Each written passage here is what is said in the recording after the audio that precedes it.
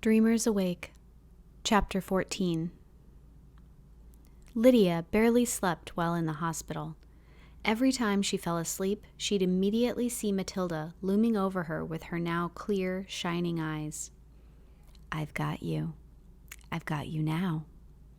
Always the mantra she would whisper. The whispers were worse. She wished Matilda would scream at her.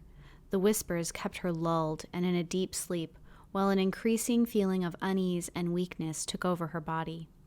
If she would just scream at her, Lydia could have woken up. So Lydia struggled to stay awake as much as possible, even though the doctors and nurses told her to get rest, even as Aunt Maggie urged her to listen to the medical professionals. "I'm not sleepy," she'd lie as stifled yawns threatened to reveal her deceit. "Really, I feel fine." She wasn't fooling anyone. One glance in the mirror told her that. She'd gotten up to use the toilet and glanced in the mirror. She started at what she saw, thinking a new ghost had joined the creep-out Lydia party. Her hair was greasy and stood out in all directions, some of it plastered to her head, other parts fanning out around her like a kind of neurotic exotic bird. Her eyes were ringed with darkness and her face was pale. She was hobbling from her fall, followed by sitting and laying down so much. Seeing her face made her desperately want a nap, but she was too afraid of what might happen. "Don't fall asleep." She leaned heavily against the sink, staring into the mirror. A sudden flash in front of her eyes made her jump again. Had she seen what she thought she saw? She stared hard again, a little apprehensive, but trying to concentrate as she had. Again there was a flash, and she saw herself as a dark, hooded thing. There was a vague human shape about her, but she was not wholly human. She reeled back and gasped. Maybe she should risk some sleep. Hallucinating that you were some shapeless night creature was almost as bad as the whispering ghost. She took a deep breath and took care of the need that had initially driven her to the bathroom. It was dark in her room, the middle of the night. Her aunt slept fitfully on the uncomfortable two-seater sofa in the room. The TV was on, but the volume very low so as not to disturb her aunt or other patients.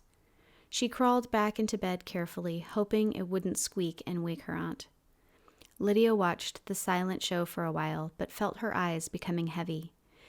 She knew Matilda would be there. As soon as her eyes closed, she'd show up. She couldn't help it. After her weird experience in the bathroom, she just couldn't stay awake any longer. "Bring it on, Tilda," she muttered as she fell asleep. The ghost didn't appear right away. Instead, Lydia dreamed pleasantly for at least an hour. Images of her and her new friends played like a movie in her mind.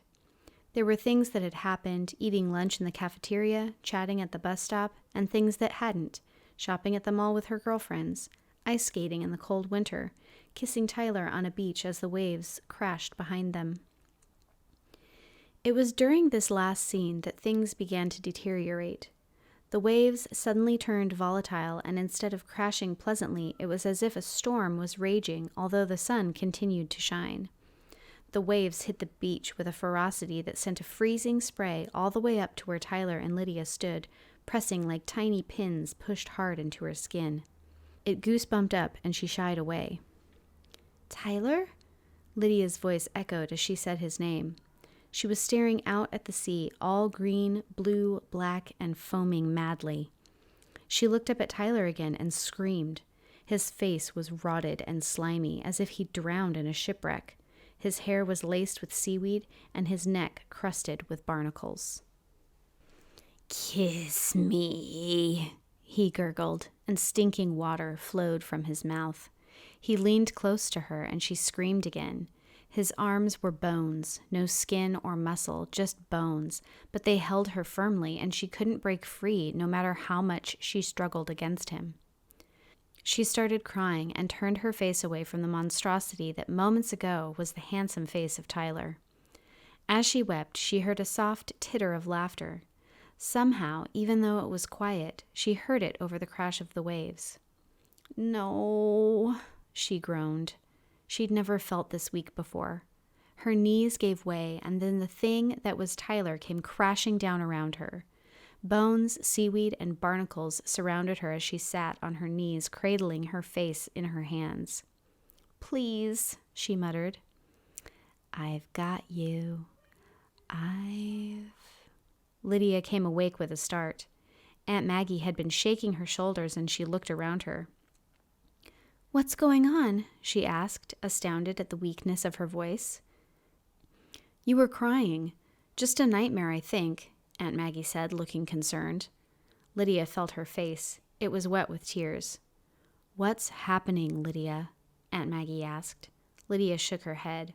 "You have to tell me. I can't help you if you don't tell me." Lydia sighed deeply. "On the way home, I'll tell you everything once I'm out of here," Lydia promised. Aunt Maggie looked like she would argue for a moment, but it passed, and she nodded. "I think it's time we leave then," Aunt Maggie said. She left the room to find the doctor or a nurse who could discharge her. Lydia looked toward the curtains. They were still drawn, so the room was still dim, but a bright line of light came through where the curtains didn't quite meet. She picked up her aunt's phone to check the time. 9 a.m. She'd been asleep a long time. At least she wasn't taken. She was surprised and pleased to be leaving soon.